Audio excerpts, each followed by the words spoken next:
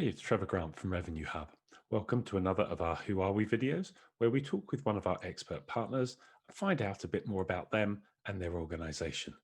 Today, we're joined by Pablo Delgado, CEO of Mirai. Pablo talks about his background, the early days of Mirai, and how it evolved as the internet started booming. We also hear about Mirai's typical client profile, their core services, and why Pablo feels this difficult year will provide opportunities for hoteliers prepared to invest in core elements that support the direct channel.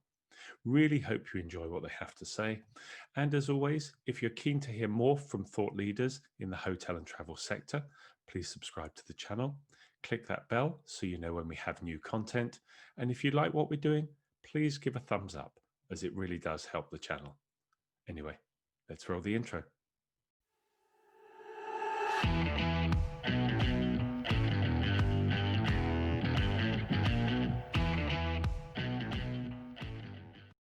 Hey Pablo, how are you? You well? Good, very good. Thank you. How are you doing? Yeah, great. Good to see you again. And firstly, delighted to have you guys on board as an expert partner. Really looking forward to working with you over the coming year in terms of developing ideas and getting your voice out there. I know we've worked on a couple of projects before, which have really gone down well. So looking forward to bringing some more of those to our community and our audience. But a great chance, I thought, to get you on here and really just have a chance to talk to you about Mirai and understand a bit more. Firstly, about your kind of background, and then looking at the company, how it's grown, how it's evolved. So that's really the focus of this conversation. So probably natural to hand over to you and say, let's hear a little bit about you first and foremost. All right. So let's start. So I was born in Madrid, in Spain, and even though I work in a technology company, in a tourism company, in a hospitality company, my background is computer engineering. So Okay. I just studied kind of engineering. I had no clue what to study when I was young. So I followed my older brother, and I did engineering, and then I love it. But I had the good luck to meet one person, which is the founder of Mirai, actually, that is called Minoru Watabe, which he's from Japan, when I was in the third year at the university. Oh, right. So he called me because he needed some coding, right, for a company that he was founding about hotels, about hospitality. That was Mirai, right?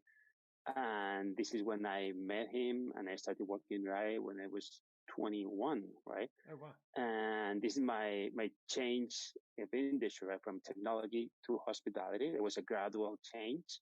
Of course, I did everything, the coding, the systems, for a few years, quite a few years. And after, I think it was like 10 years, because that was in 1996. So a long time ago, Trevor, long time ago. I feel very old when I talk about these years, right? And I went after 10 years. I had the opportunity, and I feel very lucky about it, to go to the States to study MBA. So a Master in Business Administration in the US for 2 years. So that was the definitely turning point from being a technician, an engineer, to be like moving to the business side of the company. Yeah. And then I went from technician to the CTO, and then to CEO of the company, where I am now. So this is kind of my background. So you've been there right from almost very early days. I left for a couple of times. I went for a company was called, I don't know if you remember it. It was called Lucent Technologies. Oh yeah, you remember? Yeah. So we are old, Trevor. Lucent Technologies existed, and they had a plant in Madrid, which was 24/7. It was very, very fascinating project. I worked there for 2 years, and they disappeared. They merged with Alcatel. I don't know if you remember Alcatel. So they merged, and they kind of disappeared. Yeah. And then I went back to Mirai, and my second kind of gap was going to the US to study, because it was studying full time. So I didn't work at the time, and then I went back. And although the company, we'll talk about the company in a moment. You're based out in the US now, yeah. Yeah. So I've always been in Madrid. The company was based in Madrid, was launched in Madrid, and it's still headquartered in Madrid. But now I live in Miami, so it's been a year and pretty much a half. our idea was to grow the business here on this side of the ocean, right? Yeah, absolutely. Let's talk about Mirai then. I mean, you've introduced a little bit into it, so we know that it was established back in around the early mid 90s when you then started to get involved with that. Just tell us a little bit, some of the basics initially. What's its profile? Where's it based? Where do you have your offices? Kind of size of the company, that kind of thing. So Mirai, I mean, we started in Madrid. It was funded by Minoru. Minoru came to Spain probably by luck or by chance. So he founded a company based on the internet. Internet was pretty much non-existent in Europe. Yeah. He saw it in Japan, and he thought that it was. I mean, Europe had. I think it still is few years behind Japan in many aspects in technology, right? So he saw that the internet was booming, and he saw there lots of opportunities. So that was the origin of the company. And he thought that internet and tourism is the main industry in Spain, so it would be a good fit. Yep. So he funded a company. That was in 1995. And up to today, he started one. I was the third employee, actually. Well, there's some kind of quarrel between Luis and me because who was the second or the third, but nobody knows.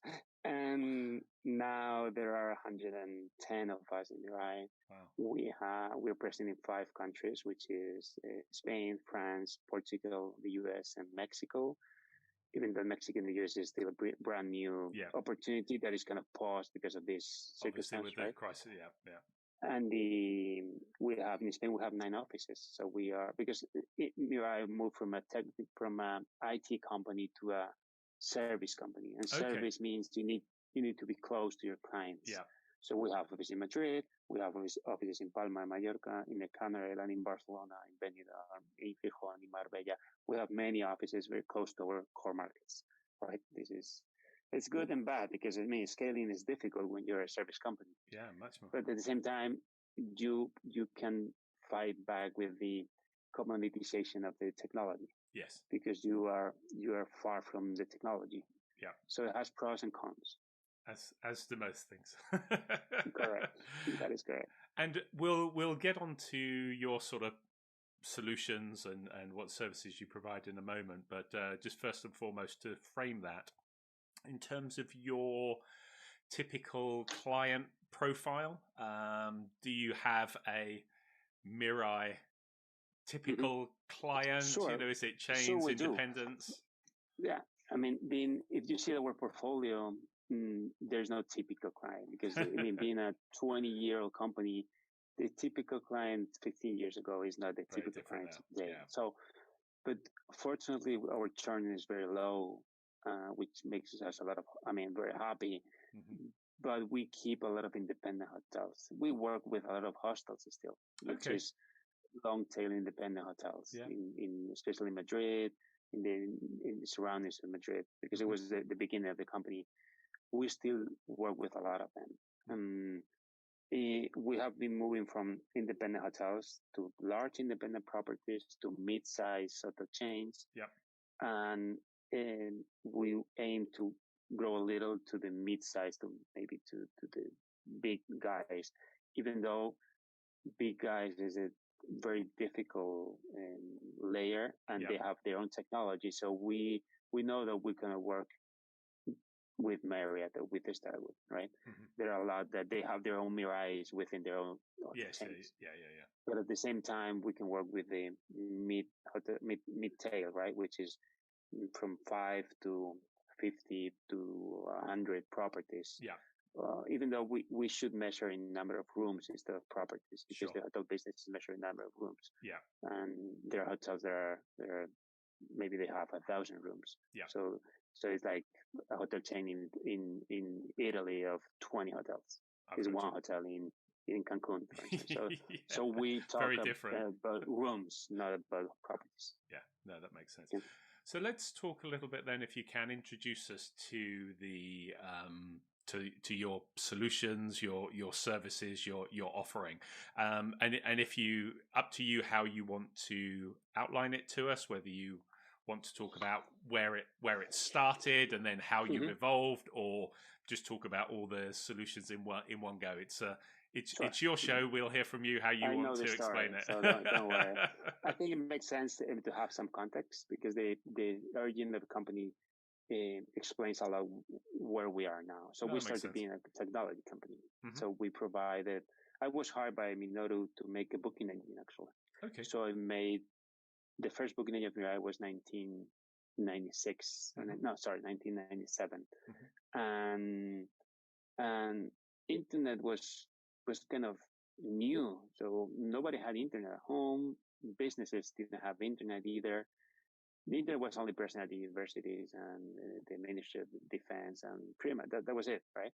So, and when we went to the market to sell a booking engine to hotels, we found out that it was the bad timing. So the time to market was terrible. So because the hotels didn't know what the internet was, they didn't have a website, they didn't have internet connection. So we had to start. We had to adapt, and we had to create the opportunity for them, and that was developing websites. We were an internet provider. Okay. We were an email service provider because they didn't have email. Wow. And so we had to implement all those solutions to sell a booking engine. It was funny, right?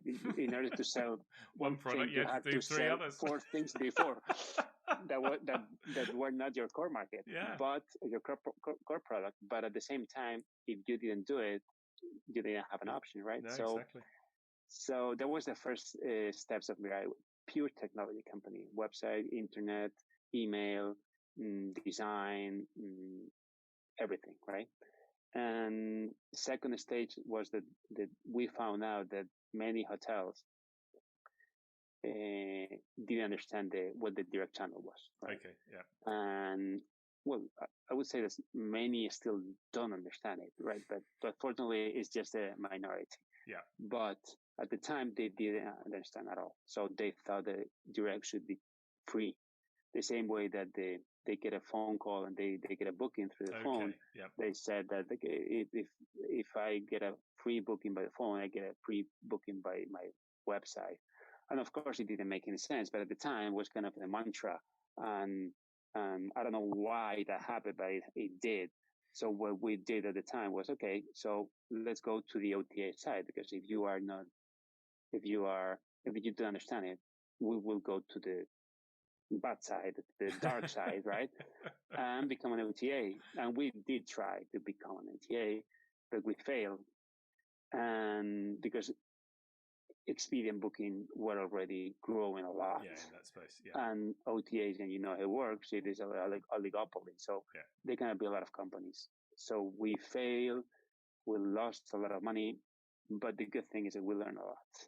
We learned a lot about marketing, about SEO, SEM, about the conversion rate, the metrics. We learned a lot. And we went back to the direct channel. The 2-3 years that lasted this experience, hotels evolved, their mindset evolved, and they understood better.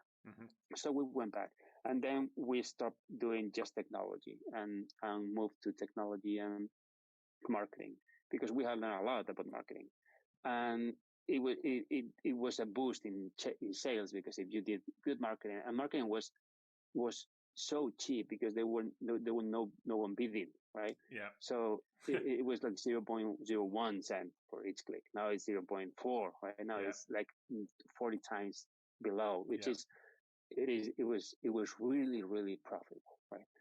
And but it only lasted 2-3 years. Everybody just went to the Google Ads. This is why Google is what Google is, right? So everybody went there, and so we were delivering technology, we were delivering marketing, right? And we still saw huge differences between one hotel and another hotel with exactly the same technology and marketing and different performance. One hotel was selling very well and the other was selling very bad.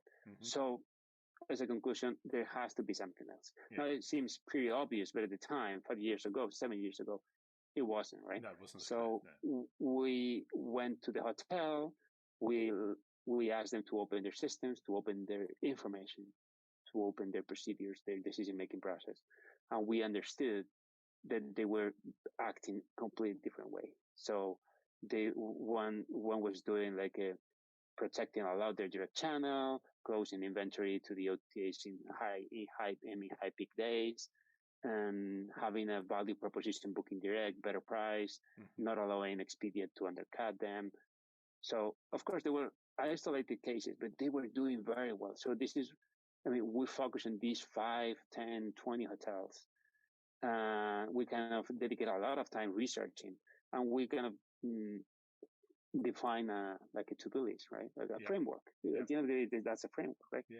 And we took that framework and tried to apply it to the different hotels with substantial and very effective results. Because if you change the way they drive, you can drive better with the same car. Yeah. So it's like I always tell my clients that it is like a Formula One race, and you have a car. Maybe you don't have the best car. You don't have the McLaren, but you have a good car. But you have a lot of problems. If you want to compete with the McLaren, first of all, you have 6 cars in between. Yeah. But 6 cars, which is many OTAs, many tour operators, many bed banks. First of all, they don't add value many of the times. So you need to identify what cars you want to keep and just discard the rest, which is a cleaning your channel mix. Yeah. And then you have a little space between the first one, which is Booking Expedia, and your car. And now if you drive wisely, you can close the gap, right? And with the same car, you need to have like the best technology ever. And you have to acknowledge that you will never have better technology than Booking. Sure. Booking.com is 80 billion market cap. Yeah. So they will have, by definition, the best technology ever, right? So you need to compete in a different way. So that's driving your car in a wiser way, because at the end of the day, the rooms are yours and you control their inventory, right? Yeah. So it is like we ended up putting on the table 3 value propositions, which is technology, mainly meta search, booking engine, and web design. We, of course, discontinue email, discontinue internet provider. We discontinued lots of the services we needed 20 years ago. We put on the table marketing with very sophisticated marketing techniques, ads, meta search, display, retargeting, Gmail ads, lots of things. And we started hiring hoteliers, savvy hoteliers, not technicians, not marketing, but consultants in distribution. So we are in these 3 legs in a kind of full stack solution. Yeah. So I think it works very well, but it is not easy for many hotels to understand it, because they always compare us with just one of the legs. Because this other technology is very cheap. Yeah, but it's just the technology part. Yes, you've got to do the rest of it. Yeah, exactly. So it is the most difficult part for us is just communicating and helping the hotel not compare. I mean, just compare apples to apples, not apples with pears. Yeah. And they love it, but of course, when we put a price tag, because we work in a commission model, because in a consultancy, in marketing, that's hours of our team, right? It's not just technology. Oh, but it sounds expensive. It might sound expensive, but it is not. I mean, it is profitable. Yeah. And if it's profitable, that means that it's better, right? Yeah. But this is probably the biggest cons in our sales pitch, is that it sounds expensive, because they think that at the end of the day, but my PMS gives away the booking engine for free. Yes. Oh. So I wasted 1 hour explaining because you didn't get anything, right? So it is difficult, but we're happy with the hotels that we work with, and they are happy with us. I mean, it's what you do, I think, and this has been a discussion that goes on around all the technology. It's the same discussion. You know, large part of our audience are revenue professionals, and there's always been that discussion about the RMS replacing the revenue professional. And it's not that the technology does the job for you. You still need somebody that's going to utilize what it is producing to do something commercial or strategic with it to help drive additional revenue and additional profits. And that's the element that you're providing on top. Absolutely. And that happens all the time. I mean, the every 100 years, there are a couple of breakthrough changes, right? Yeah. Disruptive changes. Yeah. And And the first reaction is fear. I'm going to lose my job. I'm going to lose my blah blah. So people are wary of the changes. So, but you don't have an option but to adapt, right? Yeah. And you need to learn how to use it. An RMS will never replace revenue manager. However, it will replace the most common standard automatic and procedure tasks that the revenue manager do. Yes. So you have revenue managers that will have more time to think. Yeah. Right. But you need a driver. You may have a better car, but your cars will never drive by themselves fast. I look at with booking. Right? I look at finance as the example. You know, you used to write in your ledgers, your double book entry, and then Excel came along, and then accountancy solutions. But you don't see lots of finance managers or finance directors or accountants sitting around with nothing to do. Yeah, they just have evolved and add greater value now to the clients or the businesses. That is funny because the few years ago we had our own fears that hotels might learn and change to a cheaper technology, right? But so far that didn't happen, and the reason why is that the distribution of internet and mobile, everything changes so fast. Yeah. So fast that the things that you learned 2 years ago might not be valid anymore. Absolutely. And if they are, you need to do 2 other new things. Yeah. So our challenge as a company, it is just putting on the table 2-3 new things every year. That might be mobile, HTTPS, payment processors, video, 3D, book on Google, meta search. I mean, every new year, Mirai is kind of a new company. And you know what? That we learn about that when we have people, or especially women, that they will leave for their maternities, and they go back after 1 year, and oh my God, it looks like a different company. Right? Because I didn't know this, I didn't know. Wow, it was only 1 year, and you're talking about this thing that didn't exist when I left. Yeah. So the evolution is so fast, and that's the thing that they understand it, right? Yeah, the landscape that the hotels exist within to pull potential guests to them and convert them is continually changing. And so staying on top of that when you're trying to run a property and care for the guests that are already in there just becomes increasingly challenging as those external factors are constantly evolving and developing. And that's where organizations like you guys provide that expertise and be able to go in and support. One of the things I want to touch on, I'm very conscious of your time as well. No, that's not but one of the things I wanted to touch on is we've been in a particularly difficult period globally, obviously with the pandemic that's gone on. A lot of people have been reducing budgets. A lot of people are looking at technology and trying to solve these problems. Where do I invest in technology? What solutions or consultancy do I invest in? Looking forward, because vaccines are coming, we can all start to be a bit more positive now, possibly. If we look forward into 2021, what would your message be to hoteliers? What are you talking to your clients about? How your solutions, your advice, your expertise can be adding value to them to put them in that competitive position, because you've got to be out there. We won't all be going back to where we were 2 years ago. And anyone that thinks we will is being slightly naive. It's probably going to take us a couple of years to get back to that position. So we will see an uptake, but it's still going to be very competitive to win that booking. So where do you see yourself fitting in to be helping your clients win that battle? I mean, definitely 2020 was a terrible year for the travel industry. And it was a very bad year for us because we live in a commission model and we are struggling, but we are optimistic about the future. Why? I think this crisis will make Mirai stronger.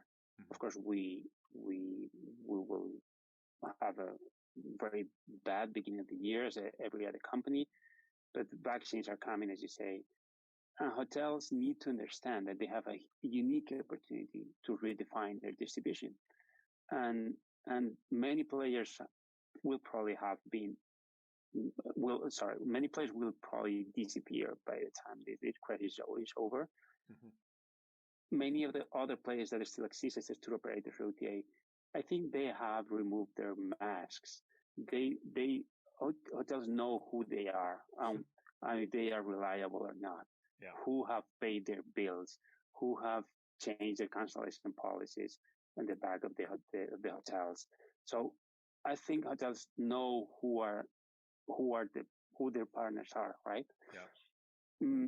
I mean, I'm not saying that they will need to turn their backs to them, because this is not what I'm saying. Is that all the cards are on the table, and hotels have a unique opportunity to say, okay, let me redefine my direct book strategy. Yeah. Because if this happens again, I don't want to be in the same position. Yeah. So hotels that did better during this crisis were those who had that better understanding of their client base, that they could talk to them, that they could reactivate them they didn't need the OTAs to create new demand. So So I think this is a lesson that is footprint in many of the hoteliers, especially the second layer, right? Not probably the owners, the founders, but the middle management that will lead the next crisis, right? Mm-hmm. So I think marketing budgets will double or triple in the next 2 to 5 years. Many of the hotels that didn't spend a cent in marketing will have to think about what they are doing. And the strategy of giving away everything to tour operators or OTAs is not valid anymore, right? Yeah, yeah. However, there is a temptation of many hotels to do exactly the same, which is, okay, give away my rooms. It's a quick fix, isn't it? Potentially. Exactly. It's a quick fix. But in defense of the hotels, I would say that business is still profitable. So they may make a lot of money doing that. So it's not that they are stupid. Of course, they have hotels, they have very profitable businesses, but they are not aware of the opportunities and the risks that they will have if they do it, and the opportunities that they will lose. I'm not talking about next 5 years. I'm talking about next 20 years, because maybe in 20 years, this model is not valid anymore, right? So our value proposition is to be there to provide this state-of-the-art marketing services, consultancy, and the best technology. We have invested a lot in this year updating our technology with the minimum level of room nights ever, right? But we're working on having better website, better booking engine, better experience, hoping that the demand will grow strong, especially in the online, especially in the direct. Yeah. Right. So I think in 3-5 years, we will look back, at least in the direct channel segment, and we will be happy to have had this crisis. Yeah. Because this will be definitely a turning point for the direct channel. That's my I think my just hope. And as an aside as well, with what Google have been doing as well, the OTAs have challenges coming at them from a number of different directions that hotels can also be exploiting. So it's going to be a very interesting couple of years ahead, I think. Well, the Google thing is Google is probably the player that adds the most innovation every year. We were talking a few minutes ago about everything changes very fast, and I think Google is 60% of that change, right? If not more, right? So Google will definitely be an important player. Nobody knows yet in what direction, right? But for sure, it will have a huge, It's going to have an impact, impact. That was the word, correct. And the thing is, it's with Google, it's the ripples, isn't it? They kind of drop something, and then it's okay. This ripple effect, as what Google is doing, rolls out further, and it's seeing how how far those ripples go, how big the ripples are, and how you respond to that. And don't forget the other big guys such as Amazon or maybe Facebook or Absolutely. Apple, right? So they're all looking at that space. Exactly. In 5 years, all these names will be around for sure. Yeah. So then, do you have those 4 other names or the 3 others that you mentioned along with Google? Does Expedia and Booking change? Do they get acquired? What, there are many things to watch going forward. They are huge companies for us and for hotel industries, but they are not that huge for the really, really big guys, right? Yeah, so I not think in the both of them can be acquired. Yeah. I mean, hopefully they will not let that happen, right? Yeah. Because it will be a huge concentration of power. Absolutely. But in terms of money, it's easy. It's for feasible. them, right? Yeah. Exactly. Absolutely. Yeah. Brilliant. Well, look, it's really, really interesting. Great to have the chance to sit down with you. As I say, we'll find some topics over the coming months to do a deeper dive into some of the core issues that you see coming up. But just wanted to give a chance for our audience to hear about you guys, what you're all about, and also formally welcome you on board. It's great to have you with us, and look forward to working with you in the future. Thank you very much, Trevor. It was a pleasure, and happy to be involved with you. Very happy. Much appreciated. Thanks for your time today. Thanks, Trevor. Take care.